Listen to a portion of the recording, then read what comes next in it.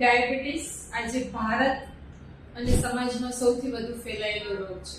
જ્યારે કોઈ પણ રોગને કે તકલીફને નિયંત્રણમાં રાખવી છે તો પહેલા એના કારણોને જો જાણી લઈએ અને સમજી લઈએ અને એ કારણોને જો દૂર રાખીએ આપણે તો એ રોગ ઉપર આસાનીથી નિયંત્રણ રાખી શકીએ છીએ. નમસ્તે, હું ડોક્ટર રૂપા ઉનડકટ આજે આયુર્વેદ ગ્રંથમાં જે પ્રમેહના કારણો કયા છે એના વિશે વાત કરીશું.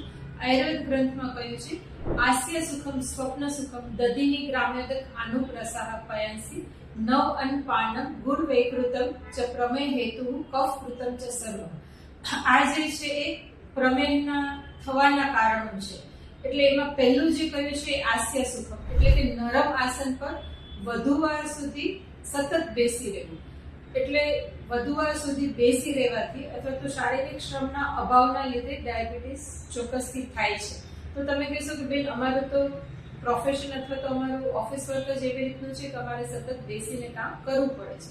તો એનું સોલ્યુશન એ જ રહેશે કે તમે સવાર સાંજ જે છે એ બ્રિસ્ક વોકિંગ, યોગાસન, સ્ટ્રેચિંગ છે, વ્યાયામ છે અને પ્રાણાયામ છે એને તમારા રોજિંદા જીવનમાં સમાવી લો.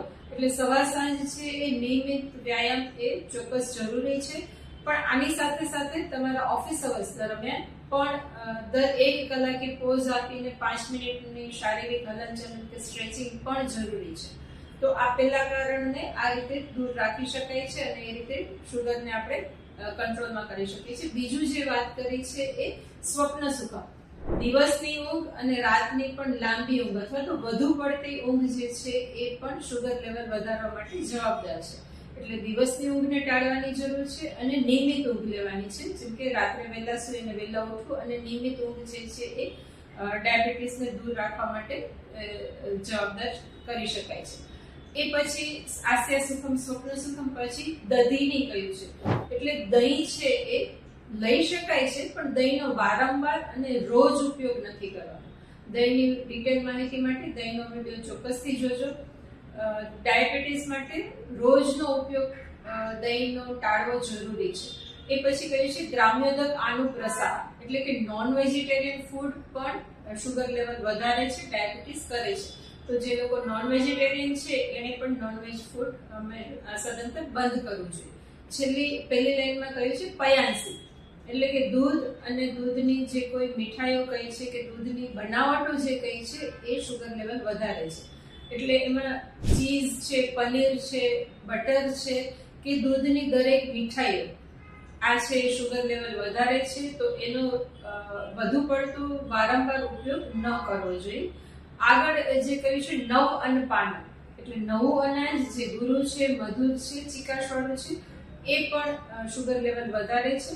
તો રોજિંદા આહારમાં જે છે હંમેશા જૂનું અનાજ, ચાહે એ ચોખા છે કે ઘઉં છે, પણ જૂનું અનાજ વાપરવું જોઈએ. નવ અનાજ સાથે કહ્યું છે નવ પાનમ એટલે નવું જે વર્ષાજલ છે એટલે ચોમાસાનું જે નવું પાણી છે, ચાહે જમીનમાંથી છે કે ડેમમાંથી કોર્પોરેશનનું આવતું પાણી છે, આ જ્યારે નવું વર્ષાજલ આવે છે ત્યારે એને ઉકાળીને ઠારીને એટલે કે પાકું પાણી લેવું જોઈએ. આ પછી ગુડ વૈકૃત કહ્યું છે એટલે ગોળની જે કોઈ બનાવટો છે એ પણ શુગર લેવલ વધારે છે.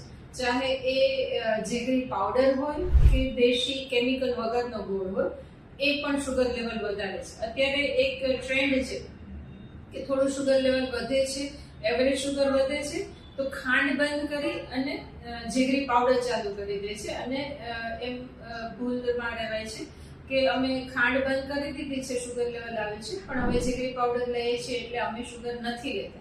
પણ ના, એવું નથી.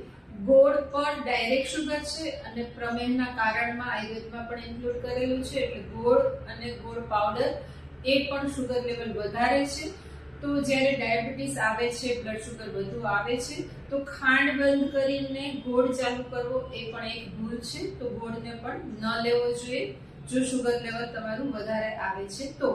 અને એ પછી છેલ્લે કહ્યું છે કફ કૃતમ ચ સર્વ એટલે જે કોઈ એવી વસ્તુ જે ખાધા પછી પાચન થયા પછી શરીરમાં કફ વધારે છે, જેમ કે મેંદો છે, બેકરી વસ્તુ છે, તો આ દરેક વસ્તુ જે કફ વધારે છે શરીરમાં એ દરેક વસ્તુ શુગર લેવલ વધારવા માટે, મધુમેહ થવા માટે જવાબદાર છે જ. તો આ દરેક વસ્તુનો આપણે દૂર રહેવું જોઈએ, ત્યાગ કરવો જોઈએ. એટલે જો ડાયાબિટીસને આપણે કોઈ પણ મેડિસિન વિના, ઔષધિ વિના જો નિયંત્રણમાં રાખવું છે તો ઉપર જે પણ આપણે કારણોની ચર્ચા કરી એ કારણોથી દૂર રહેવું જોઈએ. એટલે કે શારીરિક વ્યાયામ કરતો રહેવો જોઈએ, ઇનેક્ટિવ લાઇફસ્ટાઇલ નથી રાખવાની, બેઠાડું જીવન નથી રાખવાનું, શારીરિક શ્રમ અને શારીરિક વ્યાયામની સાથે સાથે યોગ્ય આહાર એટલે કે પથ્ય આહારનું પાલન કરી અને ડાયાબિટીસને આપણે ચોક્કસથી નિયંત્રણમાં રાખી શકીએ છીએ. Thank you.